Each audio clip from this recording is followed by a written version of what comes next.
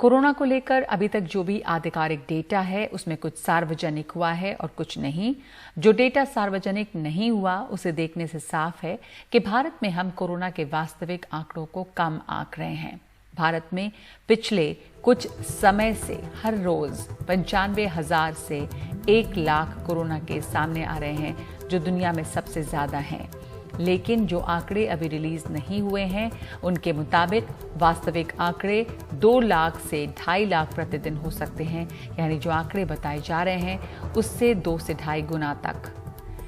इसमें भारत में कोरोना की समस्या और भीषण दिखाई दे रही है दुनिया के किसी भी देश के मुकाबले। हमने पहले बताया कि भारत में रैपिड एंटीजन टेस्ट काफी तेजी से बढ़े हैं, जिनके नतीजे कम पुख्ता होते हैं। कई कोरोना पॉजिटिव लोग भी इस टेस्ट में नेगेटिव निकल सकते हैं, जबकि काफी पुख्ता माने जाने वाले RT-PCR टेस्ट की संख्या घटी है। कायदे से ये नहीं होना चाहिए। मेडिकल रिकॉर्ड्स के मुताबिक PCR टेस्ट जब ठीक से किए जाते हैं और जो बहुत ज़रूरी है तो कोरोना केस कहीं ज़्यादा सामने आएंगे, बल्कि एंटीजन टेस्ट के मुकाबले 2 से 3 गुना तक ज़्यादा। दिल्ली और महाराष्ट्र के आंकड़ों से ये साफ होता है। इन राज्यों में बाकी राज्यों के मुकाबले टेस्ट कहीं बेहतर तरीके से किए जा रहे हैं, लगभग उसी स्टैंडर्ड से जो अंतर्राष्ट्रीय स्टैंडर्ड है।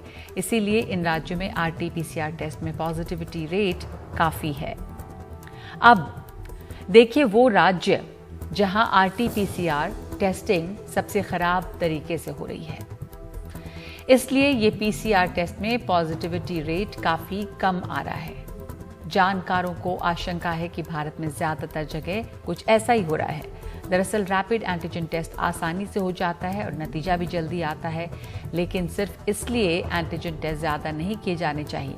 PCR टेस्ट के लिए विशेषज्ञता और प्रशिक्षण ज्यादा चाहिए होता है। अगर PCR टेस्ट तय मानकों के आधार पर नहीं किए गए तो कई ऐसे लोग नेगेटिव आने लगेंगे जो पॉजिटिव हैं। ये पॉजिटिव लोग आइसोलेट नहीं होंगे, यानी तय समय तक अलग नहीं रहेंगे, तो कई और लोगों को पॉजिटिव करते रहेंगे। हैरानी की बात यह है कि भारत में दोनों ही तरह के टेस्ट में पॉजिटिविटी रेट का औसत करीब 1 बराबर है। PCR टेस्ट में 9% तो एंटीजन टेस्ट में 7%, जबकि विशेषज्ञ मानते हैं कि ऐसा नहीं हो सकता।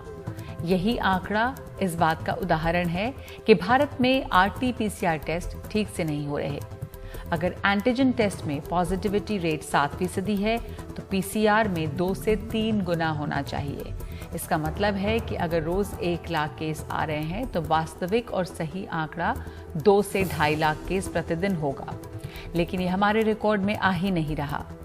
सवाल यह है कि क्या हम जानबूझकर ऐसा कर रहे हैं या हमसे टेस्ट को सही मानकों से करने में गलती हो रही है। तो ज़रूरत इस बात की है कि हम वास्तविकता से मुंह न मोड़ें। हमें कोरोना के मामलों को संभालने के लिए ज़्यादा बेहतर पेशेवर रुख अपनाना होगा। अपनी नीतियों को थोड़ा और सख्ती से लागू करना होगा।